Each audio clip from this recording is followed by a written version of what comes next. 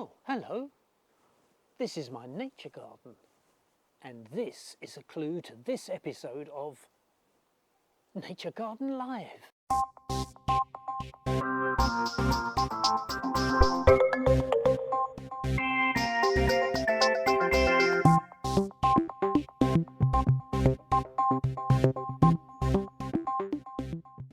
Welcome back to Nature Garden Live 2023. Now there's lots of stories that begin with that line, there's good news and there's bad news. Well, I'd like to start with the good news because lots of people have been taking No Mow May seriously this year.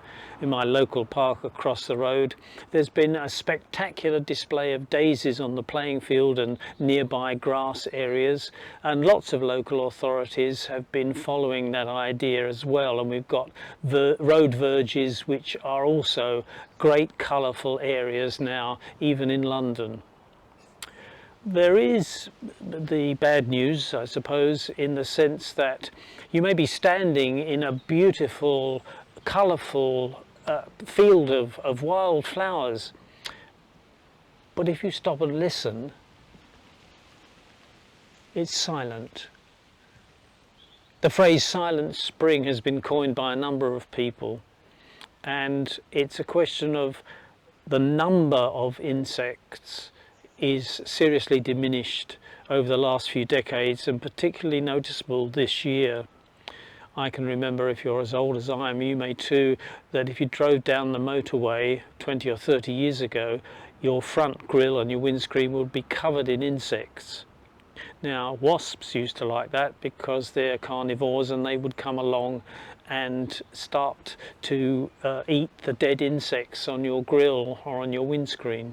I've noticed here in my garden that there are fewer of the larger, bright predator insects, and consequently the smaller ones that normally perhaps might not flourish so well are all very visible. Well, let's go now and have a look at what is in my garden this year. One of my favourite plants is the ox-eyed daisy, but not all is revealed unless you look closely. They seem to be very popular with these carpet beetles. As the name suggests, it's better that they were outside than in the house.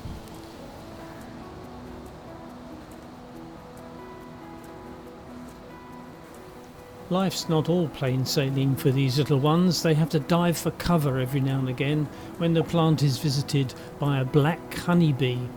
These were considered extinct in the UK some years ago, but have now made a welcome comeback. Well, welcome to us, but I don't know about carpet beetles.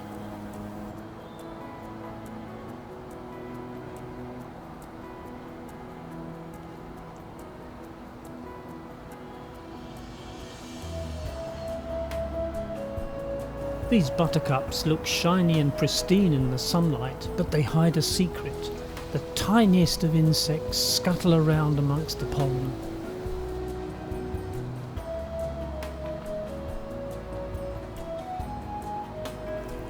The pond continues to be productive, and these lily pads are beginning to show promise, if only as a resting place at the moment. As usual, the red damselflies are the first to arrive.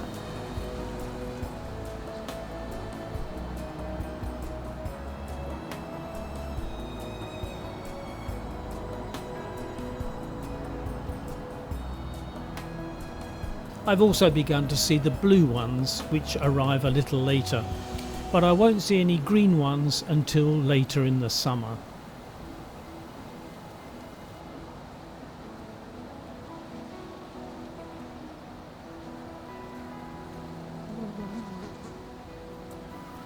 These tiny yellow spiders with a single black dot on their back are the common Araneus diadematus, or cross orb weaver. The parent lays anything from 300 to 800 eggs each autumn, and then covers them in a mixture of silk and detritus and protects them over winter until they hatch in the spring and early summer. Much bigger, but deep amongst the foliage, is this nursery web spider. You'll need to hunt around for some time if you want to spot one. I'm constantly reminded of the power of colour and pattern in nature. The petals on this iris entice the bumblebees in to collect the nectar. Despite these enticing patterns, the bumblebees seem to know when the flower has been recently visited and move on to another. Join me again next month for a summer update on Nature Garden Live.